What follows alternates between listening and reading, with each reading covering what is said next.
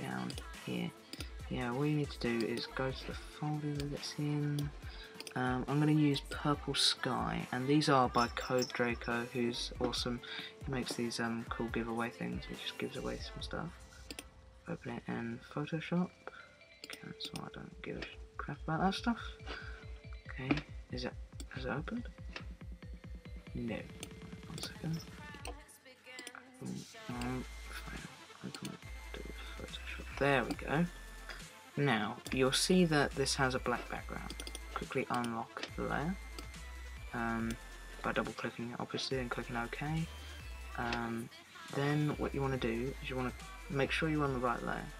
Click this little drop down bar and go to Screen. Now you may not see any difference right now, and obviously when I move it around it doesn't look like there's any difference at all, but when I drag this out and then drag this into here, as you can see it has no black, but it is a little messed up. I'm going to fix that though quite easily. You want to go to the eraser, make sure you've got something quite big. That's what she said, sorry for my dirty mind. Make sure you're on the right layer and literally just go around the edges, picking off all the sort of squarey, crummy areas that look really crap, and also the end of the optical flare. Looks pretty nice in my opinion. Don't know about you, I'm doing this quite rough because I need to get on with this.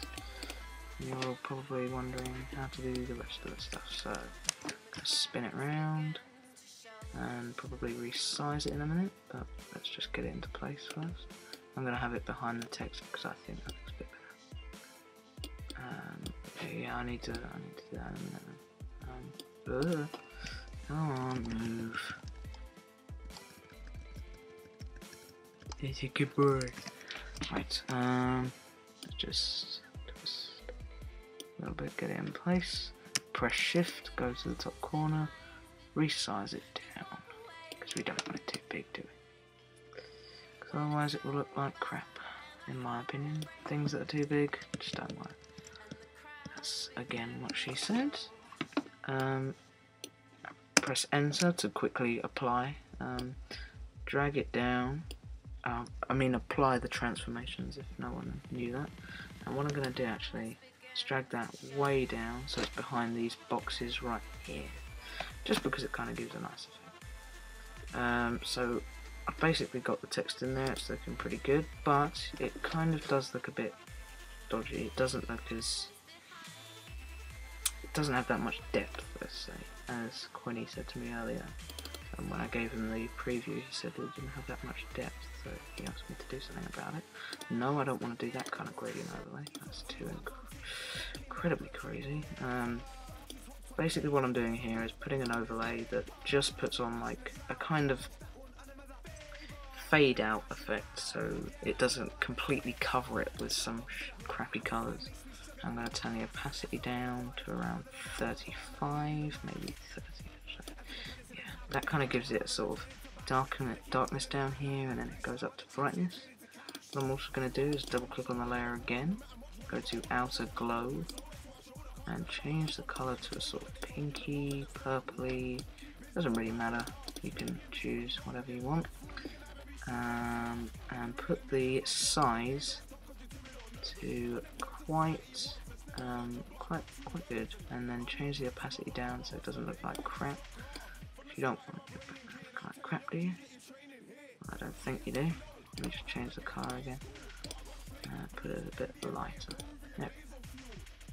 Maybe a bit lighter. Bit lighter. Okay, that's looking good, in my opinion, obviously. You might have your own opinion, obviously. Well, everyone has their own opinion, so anyway, that has been that bit there. Let's see what else, if anything interesting is on this background. That's easy to do, because I pretty much did exactly the same here, but put on glow and no little flares. That's easy to do, that's exactly the same thing. I think you guys are good from here, because if you don't know, I mean, I'm not being like, oh, I'm big and I know everything, but obviously if someone's watching this, they've seen the title and they thought, oh, tutorial, I'm gonna go and look at it. So you guys will hopefully be alright from here, and you can get in some optical flares. I might actually put in these optical flares down in the downloads as well, if you guys want. If I get, let's say 50 likes, I'll put these in the bottom. So if I get 50 likes, and also if I get maybe 100 likes, I might put in something else. It depends. I might pick like a winner or something. I don't know.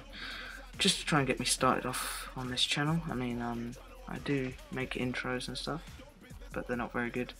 But I think my background's better. Very quickly, I think I can show you something, and it's the honeycomb effect. If you guys want to stick around for this, then do it. There, you know, you're welcome to. I'm just gonna really quickly make it 500 by 500. You guys probably know how to do this because you have Photoshop. Well, some people might. If you want to make this all GIMP, I know, a bit of a weird name. GIMP is quite hard to use, so I wouldn't suggest using GIMP because it's not as tidy as Photoshop, let's say. What I'm going to really quickly do, though, is draw in a box, blah blah blah, and then I'm going to go up here and go to pattern overlay, and now it looks like crap, but we will change it to the honeycomb effect. This honeycomb effect has been used in many. I'm just going to really quickly get an example up for you guys. Sorry about this, but really quick, obviously. I will try and be quick. You guys probably heard of Zerka, so he has an amazing background, I've got to say. Don't know if he did it on his own, but I don't know if you can see that. It's like kind of like a honeycomb effect. And his video just started. Thanks for that, Zerka. I don't know, if I learn how to do these little wavy lines around the back, I'll teach you how to do those, which would be quite fun. Okay. That's the honeycomb effect. You can download that simply by typing in something like mesh, M-E-S-H, into Google, mesh Photoshop download. It will come up with this, and it's quite easy to use.